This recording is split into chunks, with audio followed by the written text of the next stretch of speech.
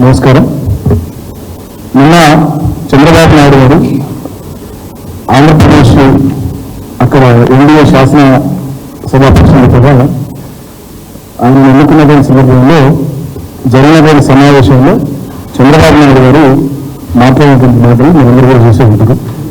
ఆయన ఏమంటారంటే ఆనాడు 2014లో అప్పుడు ఆంధ్రప్రదేశ్ ముఖ్యమంత్రిగా ఆయన ప్రమాణ స్వీకారం చేయాలంటే ఆనాడు ప్రధానమంత్రి అయినటువంటి నరేంద్ర మోడీ గారు 7 మండలాలు తెలంగాణ రాష్ట్రంలోని ఉమ్మడి ఖమ్మం జిల్లాలోని 7 మండలాలు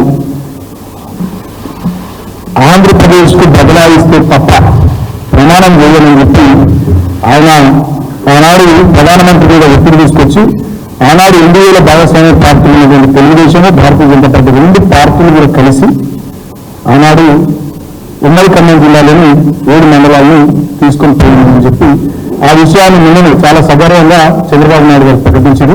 ఆయన మాట్లాడినటువంటి వీడియో నేను ఒకసారి ప్లే చేస్తాను మీకోసం.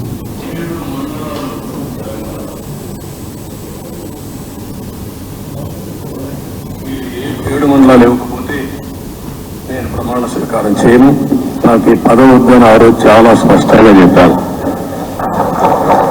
ఇది ఎప్పుడు కూడా చరిత్రలో ఎప్పుడు జరగని విషయం.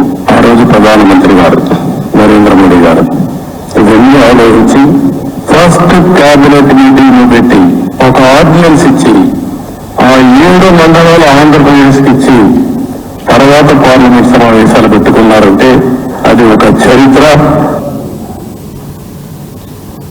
7 మండలాలు తెలంగాణలో ఉన్నాయి.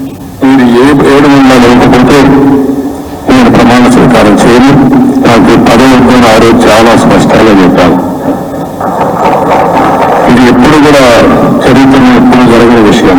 ఆ రోజు ప్రధానమంత్రి గారు నరేంద్ర మోడీ గారు ఇవన్నీ ఆలోచించి ఫస్ట్ క్యాబినెట్ మీటింగ్ పెట్టి ఒక ఆర్డినెన్స్ ఇచ్చి ఆ 7 మండలాలు ఆంధ్రప్రదేశ్కి ఇచ్చి తర్వాత పార్లమెంట్ సమావేశాలు పెట్టుకున్నారంటే అది ఒక చరిత్ర.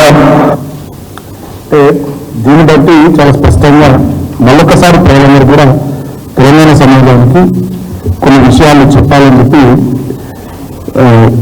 ఈ ప్రెస్ కాన్ఫరెన్స్ పెడతాము. ఆనాడు ఒక మా పార్టీ మాత్రమే ఈ నిర్ణయాన్ని వ్యతిరేకిస్తూ ఆనాడు తెలంగాణ రాష్ట్ర బంధుకు పిలుపునిచ్చింది. ఆనాడు పార్లమెంట్ సభ్యులు ఎంపీగా ఉన్న పెద్దపల్లి నుంచి 2018లో దాదాపుగా 3-4 సెషన్లు మొత్తం మేము నిరసన తెలుపుతూ అవసరమైన సందర్భంలో పోడియంలోకి పోయి అదేవిధంగా ట్రెజరీ బెంచెస్ పక్కన నిలబడి కూడా చాలా సీరియస్గా తీవ్రమైనటువంటి నిరసన ఆనాడు కేంద్ర ప్రభుత్వం ముఖ్యంగా తెలుగుదేశం పార్టీ భారతీయ జనతా పార్టీ కలిపి తీసుకున్నటువంటి ఈ నిర్ణయాన్ని వ్యతిరేకిస్తూ ఆనాడు తెలంగాణ పక్షాన మేము కొట్లాడడం జరిగింది. ఆ రోజు lower Sileru hydel power project కూడా ఈ 7 మండలాల్లో భాగంగా ఆంధ్రకు పోవడం జరిగింది. అప్పటికే తెలంగాణ పవర్ డెఫిసిట్లో ఉంది. ఇబ్బందికరమైనటువంటి పరిస్థితులు ఉన్నటువంటి తరుణంలో ఆనాడు మన లోయర్ సీలేరు హైడల్ పవర్ ప్రాజెక్టును కూడా దుర్మార్గంగా ఆంధ్రకు బదలాయించడం జరిగింది. ఈ విషయాన్ని చాలా గర్వంగా నేను చంద్రబాబు నాయుడు గారు చెప్తున్నారు. ఆనాడు తెలుగుదేశం పార్టీలో ఇవాళ తెలంగాణ రాష్ట్రానికి ముఖ్యమంత్రి ఉన్నటువంటి రేవంత్ రెడ్డి గారు ఆనాడు తెలుగుదేశం పార్టీలో కీలకమైనటువంటి నాయకుడు. ఒక్క సందర్భంలోనైనా ఒక్కసారైనా ఈ విషయానికి సంబంధించి ఆయన నిరసన వెలుపులో మాట్లాడలే, ఏం చేయాలి చేయకపోగా చంద్రబాబు నాయుడుకి వెంటబడుతూ ఆనాడు రేవంత్ రెడ్డి తెలుగుదేశం పార్టీలో చంద్రబాబు నాయుడుకు అనుకూలంగా ఆయన అడుగులకు నడుగులుపుతూ ఆనాడు ఆయన బతికింది. ఇవాళ మళ్ళీ ఆనాటి విషయాలు ఇవాళ జరుగుతున్నటువంటి కొన్ని విషయాలు చూస్తే మళ్ళీ కొంత సారూప్యత స్పష్టత నాకు అనిపిస్తూ ఉంది. తెలంగాణ సమాజానికి ఆ విషయాలు వ్యక్తపరుచుకున్నాం. ఆనాడు ఎట్లయితే తెలంగాణ రాష్ట్ర ప్రయోజనాలు గాలికి వదిలేసి ఆంధ్ర రాష్ట్ర ప్రయోజనాలు లక్ష్యంగా చంద్రబాబు నాయుడు నాయకత్వంలో తెలుగుదేశం పార్టీ పనిచేసిందో ఇవాళ కూడా సేమ్ అదే రకమైనటువంటి గౌరవం వాళ్ళ మాటల్లో కనబడుతుంది. అందుకనే నేను చంద్రబాబు నాయుడు గారు ఆ విషయాన్ని గుర్తు చేశారు, గర్వంగా గుర్తు చేసి ఒక చరిత్ర అని చెప్పి చెప్తా ఉన్నారు. ఇవాళ కూడా ఏం జరుగుతూ ఉంది, ఆనాటి చంద్రబాబు నాయుడు గారి శిష్యుడు అప్పటి తెలుగుదేశం పార్టీ నాయకుడు ఇవాళ తెలంగాణ రాష్ట్ర ముఖ్యమంత్రి నుండి ఆయన తీసుకుంటున్నటువంటి నిర్ణయాలలో కూడా చంద్రబాబు నాయుడు పాత్ర ఉన్నట్టుగా చంద్రబాబు నాయుడు డైరెక్షన్లోనే రేవంత్ రెడ్డి నడుస్తున్నట్టుగా నాకు అనిపిస్తూ ఉంది. ముఖ్యంగా గతంలో ఆంధ్రప్రదేశ్ రాష్ట్రానికి సంబంధించినటువంటి ప్రిన్సిపల్ సెక్రటరీగా ఇరిగేషన్ డిపార్ట్మెంట్లో ఉన్నటువంటి ఆదిత్యనాథ్ దాస్ ఆయన తెలంగాణ రాష్ట్ర ప్రాజెక్టులకు వ్యతిరేకంగా కేఆర్ఎంబికి కానీ కేంద్ర జలశక్తి మంత్రిత్వ శాఖకు కానీ కేంద్ర ప్రభుత్వానికి కానీ అనేక లేఖలు రాసి అనేక మీటింగ్లలో ఆంధ్రప్రదేశ్ ప్రభుత్వం తరఫున తెలంగాణ రాష్ట్ర ప్రాజెక్టులను తెలంగాణ రాష్ట్ర నీటి వాటాను వ్యతిరేకిస్తూ చాలా సీరియస్గా పనిచేసినటువంటి వ్యక్తి ఆదిత్యనాథ్ దాస్. ఆయనను రేవంత్ రెడ్డి గారు చంద్రబాబు నాయుడు డైరెక్షన్లో రేవంత్ రెడ్డి గారు ఇవాళ తెలంగాణ రాష్ట్ర ప్రభుత్వానికి అడ్వైజర్గా నియమించింది. అంటే 10 సంవత్సరాల తర్వాత మళ్ళా తెలంగాణలో కుట్రలు మొదలైనవి. ఈ విషయాన్ని తెలంగాణ సమాజం, తెలంగాణ బుద్ధిజీవులు, మేధావులు, తెలంగాణ ప్రజానికం గుర్తించాలని కోరుతా ఉన్నాం.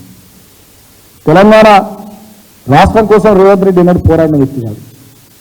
తెలంగాణ ఉద్యమకారుల మీదకి తుపాకీ తీసుకొని పోయినటువంటి వ్యక్తి, ఎన్నడూ జై తెలంగాణ అనని వ్యక్తి, తెలంగాణ కోసం ఎమ్మెల్యే ఎమ్మెల్సీ పదవులకు రాజీనామా చేయనటువంటి వ్యక్తి, సమైక్యవాదానికి మద్దతుగా చంద్రబాబు నాయుడుకు అండగా నిలబడ్డటువంటి వ్యక్తి. అటువంటి వ్యక్తి వల్ల తెలంగాణకు ఇక్కడ ముఖ్యమంత్రి ఉండి అక్కడ చంద్రబాబు నాయుడు ముఖ్యమంత్రి ఉండి మళ్ళా వీళ్ళిద్దరు ఆనాడు తెలుగుదేశం పార్టీలో ఉండి ఏ రకంగానైతే తెలంగాణ రాష్ట్ర ప్రయోజనాలకు వ్యతిరేకంగా పనిచేసిర్రో ఇవాళ కూడా ఈయన ఇక్కడ ముఖ్యమంత్రిగా ఆయన అక్కడ ముఖ్యమంత్రిగా మళ్ళీ తెలంగాణ రాష్ట్ర ప్రయోజనాలకు వ్యతిరేకంగా పనిచేస్తున్నట్టుగా కనబడతా ఉన్నాయి. ఆదిత్యనాథ్ దాస్ గారి నియామకమే దానికి ఒక ఉదాహరణగా కనబడతా ఉంది.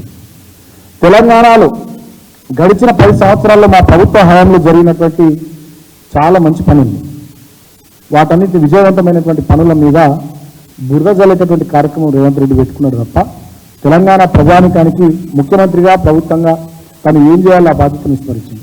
ఇవాళ నేను అడుగుతా ఉన్న రేవంత్ రెడ్డి గారిని, మీకు చిత్తశుద్ధి ఉంటే మనం మీరు మేనిఫెస్టోలో చెప్పారు కదా, గతంలో ఏవైతే ఉమ్మడి ఖమ్మం జిల్లాలో నుండి 7 మండలాలకు బదలాయించబడ్డాయో వాటి గురించి మేము ప్రయత్నం చేస్తామని మనం మీరు చెప్పారు కదా, దాని గురించి ప్రయత్నం చేయాలి. అంతేకాకుండా అసలు ఆ 7 మండలాలకు సంబంధించి మాత్రమే కాకుండా భద్రాచలం రూరల్ మండలంలో ఉన్న 5 గ్రామ పంచాయతీలు కూడా అడిగికి బదలాయించారు. యాటపాక, పురుషోత్తంపట్నం, గుండాల, పిచ్చుకలపాడు, కన్నాయిగూడెం ఈ గ్రామ పంచాయతీలను కూడా ఇదికి తీసుకొస్తామని మొన్న పార్లమెంట్ ఎన్నికల సందర్భాన కూడా తెలంగాణ కాంగ్రెస్ పార్టీ అధ్యక్షుడిగా ముఖ్యమంత్రిగా రేవంత్ రెడ్డి మాట్లాడారు. మరి 5 గ్రామ పంచాయతీలు, ఆ 7 మండలాలు, lower Sileru hydel power project కూడా తెలంగాణకు వచ్చేటట్టుగా రేవంత్ రెడ్డి పనిచేయాలని చెప్పి ఈ సందర్భంగా నేను కోరుతా ఉన్నాను.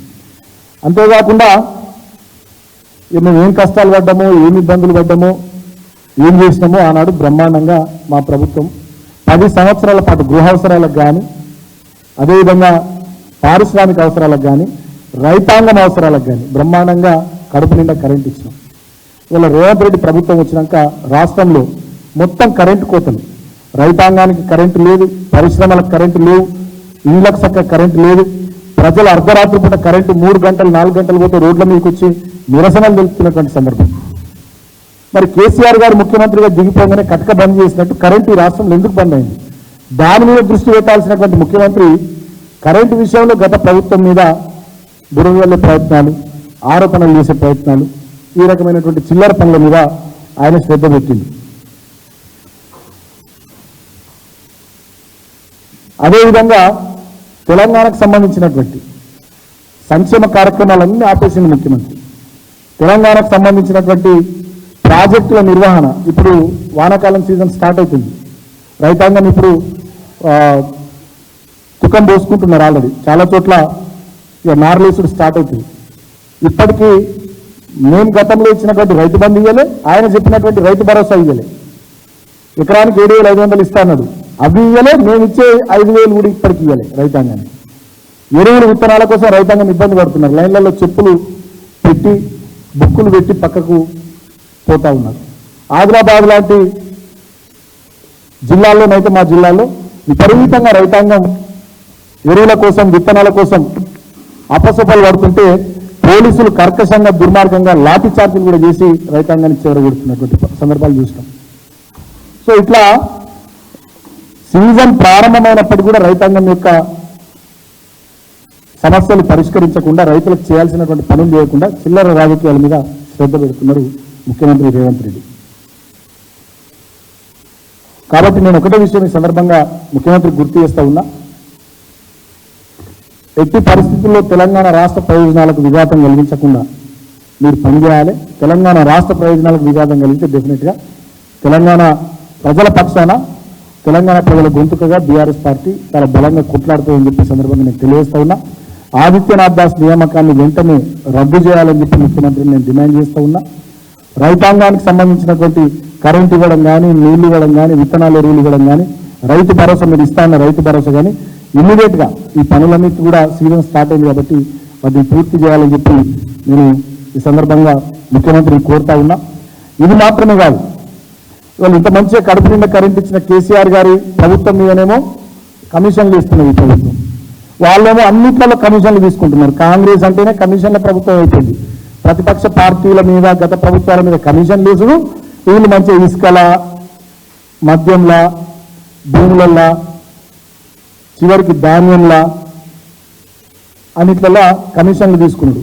కాంగ్రెస్ అంటేనే కమిషన్ల ప్రభుత్వం అని ఇవాళ వాళ్ళు రుజువు చేసుకుంటా ఉన్నారు. ఈ కమిషన్ల మీద శ్రద్ధ తగ్గించి నిజమైనటువంటి పాలన మీద దృష్టి పెట్టాలని చెప్పి ఈ సందర్భంగా నేను ముఖ్యమంత్రిని కోరుతా ఉన్నా. అంతేకాకుండా కిషన్ రెడ్డి గారు కేంద్రంలో బొగ్గు గనుల శాఖ మంత్రిగా బాధ్యతలు తీసుకున్నారు, సంతోషం.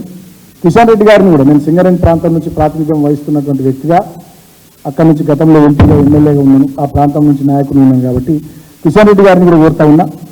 గతంలో మా ప్రభుత్వం ఉన్నప్పుడు ముఖ్యమంత్రి కేసీఆర్ గారు ఆనాడు ప్రధానమంత్రి గారికి లేఖ రాశారు. సింగరేణికి సంబంధించినటువంటి బొగ్గు బావుల్ని సింగరేణి సంస్థకే ఇవ్వాలి, వేలంలో పెట్టొద్దని చెప్పి. ఆనాడు పరిశ్రమల శాఖ మంత్రి ఉన్నటువంటి కేటీఆర్ గారు ఆనాటి బొగ్గు గనుల శాఖ మంత్రి ఉన్న ప్రహ్లాద్ జోషి గారికి కూడా లేఖ రాశారు. సింగరేణికే బొగ్గు బ్లాకులు సింగరేణి సంస్థకి ఇవ్వాలి, ఓపెన్ ఆక్షన్లో పెట్టొద్దని చెప్పి. మరి ఇవాళ మీరే బొగ్గు గనుల శాఖ మంత్రి అయ్యారు.